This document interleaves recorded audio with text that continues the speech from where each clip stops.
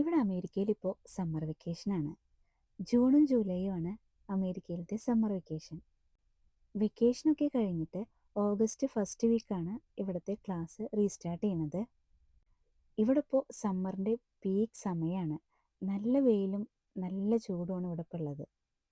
ഒരു പാലക്കാട്ടുകാരിയായ എനിക്ക് പോലും ചില സമയത്ത് ഇവിടുത്തെ ചൂട് താങ്ങാൻ പറ്റണില്ല. അങ്ങനെ പറയാനായിട്ട് കാരണം വേറൊന്നുമല്ല കേട്ടോ, നല്ല ചൂടുള്ള ഒരു ജില്ലയാണല്ലോ പാലക്കാട്, അതുകൊണ്ട് പറഞ്ഞതാണേ. അപ്പോൾ വെക്കേഷനൊക്കെ ആയതുകൊണ്ട് തന്നെ നമ്മളിന്ന് ഫാമിലി ആയിട്ട് സാന്റാക്രൂസ് ബീച്ച് ബ്രോഡ് വാക്കിലേക്കാണ് പോകുന്നത്. വെക്കേഷനൊക്കെ ആണെങ്കിലും വീക്ക് ഡേ ആയതുകൊണ്ട് തന്നെ അധികം തിരക്കൊന്നും ഉണ്ടാവില്ലെന്നാണ് നമ്മൾ സ്റ്റാർട്ട് ചെയ്യുമ്പോൾ വിചാരിച്ചത്. പക്ഷേ അവിടെ എത്തിയപ്പോഴോ നല്ല തിരക്കായിരുന്നു. എനിക്ക് തോന്നുന്നത് നമ്മൾ വിചാരിച്ച പോലെ തന്നെ എല്ലാവരും ഇതും വിചാരിച്ചുകൊണ്ടായിരിക്കും വന്നിട്ടുണ്ടാവുക. അതുകൊണ്ടായിരിക്കണം ഇത്രയും തിരക്ക് അവിടെ ഉണ്ടായിരുന്നത്. പിന്നെ നോർമലി എല്ലാവരും പറയണത് പോലെ ഇവിടെയുള്ളവർക്ക് വെയിലൊന്നും അത്ര വലിയ പ്രശ്നമില്ലല്ലോ. 6 മാസം ഇവിടെ നല്ല തണുപ്പായതുകൊണ്ട് തന്നെ ഇവിടെയുള്ളവർക്ക് ഇവിടെയുള്ളവർക്കല്ല, നമുക്ക് ഇവിടെ താമസിക്കുന്ന എല്ലാവർക്കും തന്നെ പുറത്തുള്ള ഇതേപോലുള്ള ആക്ടിവിറ്റീസ് ഒന്നും എക്സ്പ്ലോർ ചെയ്യാനായിട്ട് പറ്റില്ല. അപ്പോൾ കിട്ടുന്ന ഈ സമയങ്ങളൊക്കെ അവർ പരമാവധി യൂട്ടിലൈസ് ചെയ്യും. അപ്പോൾ നമുക്ക് കാര്യത്തിലേക്ക് വരാം.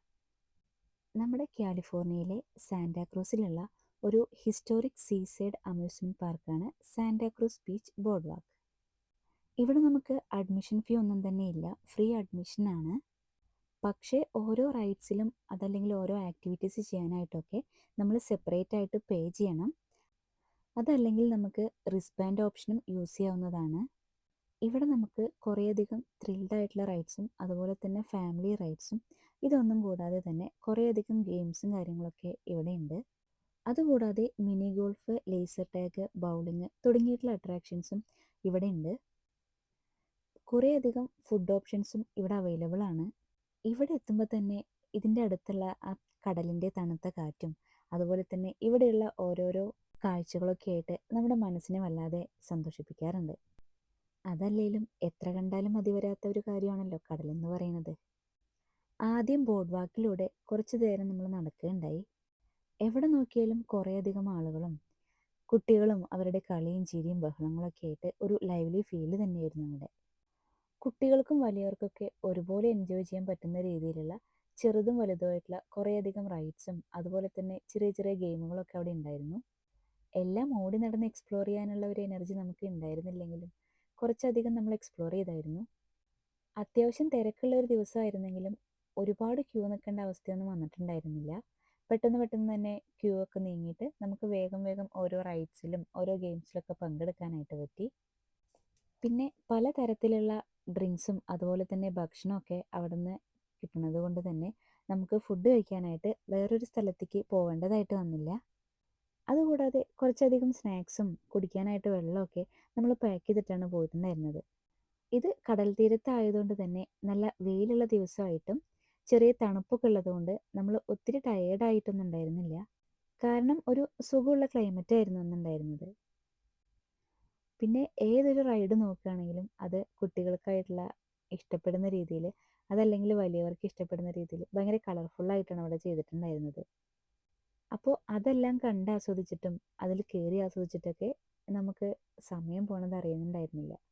എല്ലാ റൈഡ്സിലും എല്ലാ കുട്ടികൾക്കും കയറാൻ പറ്റിയെന്ന് വരില്ല. ചില റൈഡ്സിലൊക്കെ ഹൈറ്റ് ഒരു ഫാക്ടറാണ്. അത് നമ്മൾ കയറാനായിട്ട് ആ റൈഡ്സിൻ്റെ അടുത്തേക്ക് പോകുമ്പോൾ തന്നെ അതിൻ്റെ ഫ്രണ്ടിലായിട്ട് അവർ എഴുതി വെച്ചിട്ടുണ്ടാവും, അതായത് ഇത്ര ഹൈറ്റുള്ള കുട്ടികൾക്ക് മാത്രമേ ഇതിനകത്ത് കയറാൻ പറ്റുള്ളൂ എന്ന്. അപ്പോൾ നമ്മുടെ കുട്ടികൾ അത്രയ്ക്ക് ഹൈറ്റ് ഉണ്ടെങ്കിൽ മാത്രം നമുക്ക് ആ ഒരു ഗെയിമിലോ അതല്ലെങ്കിൽ ആ ഒരു റൈഡിലോ ആയിട്ട് ലൈൻ നിന്നാൽ മതിയാവും. ജൈൻ വീലും സിപ്പ് ലൈനും കൂടാതെ കുറച്ചധികം വാട്ടർ റൈഡ്സും അവിടെ ഉണ്ടായിരുന്നു. ഒരുപാട് നനയില്ലെങ്കിലും അതൊരു ലെവലിലേക്ക് എത്തുമ്പോൾ കുറച്ചൊക്കെ വെള്ളം മേത്തേക്ക് തെറിക്കുന്നുണ്ടായിരുന്നു. അതുകൊണ്ട് തന്നെ അതിനനുസരിച്ചിട്ടുള്ള ഡ്രസ്സ് ഇടുകയായിരിക്കും ആ റൈഡ്സിൽ കയറുമ്പോൾ നമുക്ക് നല്ലത്. അതല്ലെങ്കിൽ ഒരു സ്പേ ഡ്രസ്സ് കയ്യിൽ വെച്ചാലും മതി.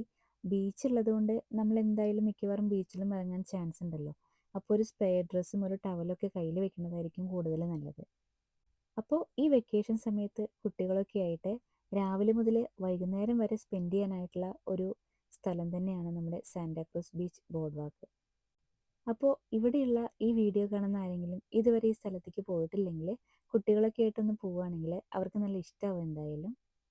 കുട്ടികൾക്ക് മാത്രമല്ല കേട്ടോ, അതിൻ്റെ കൂടെ തന്നെ നമുക്ക് വലിയവർക്കും ഇത് നന്നായിട്ട് എൻജോയ് ചെയ്യാനായിട്ട് പറ്റും. ഇതേപോലെ പീക്ക് സമ്മറിലൊക്കെ പോവുകയാണെങ്കിൽ അത്യാവശ്യം സൺസ്ക്രീനൊക്കെ ഇട്ട് ഒരു നല്ല തൊപ്പിയൊക്കെ വെച്ചിട്ട് പോവുമായിരിക്കും കൂടുതൽ നല്ലത്. കാരണം നമുക്കിവിടെ ഒത്തിരി ദൂരം നടക്കാനായിട്ടുണ്ട്. ഒത്തിരി ദൂരമല്ല, ഓരോ റൈഡ്സിലേക്കും അങ്ങോട്ടും ഇങ്ങോട്ടൊക്കെ കുറേ നടക്കാനായിട്ടുണ്ടാവും. അപ്പോൾ നമുക്ക് ടയേർഡ് ആവാനുള്ള ചാൻസ് കുറച്ച് കൂടുതലാണ്. അപ്പോൾ ഇതേപോലെയുള്ള സൺ പ്രൊട്ടക്ഷൻ കാര്യങ്ങളൊക്കെ എടുത്തിട്ട് പോവുകയാണെങ്കിൽ കുറച്ചുകൂടെ നല്ലതായിരിക്കും. അപ്പോൾ സാന്റാക്രൂസ് ബീച്ചിലെ ബോർഡ് വാക്കത്തെ ഒരു ദിവസത്തെ വിശേഷങ്ങളൊക്കെ ഇവിടെ കഴിയുകയാണ്. ഇതേപോലെ അമേരിക്കയിലുള്ള മറ്റൊരു യാത്രാ വിശേഷങ്ങളുമായിട്ട് നമുക്ക് വേറൊരു വീഡിയോയിൽ കാണാം. അപ്പോൾ വീഡിയോ ഇതുവരെ കണ്ട എല്ലാവർക്കും നന്ദി പറഞ്ഞുകൊണ്ട് നമുക്ക് അടുത്ത വീഡിയോയിൽ കാണാവുന്ന പ്രതീക്ഷയോടെ ബായ്.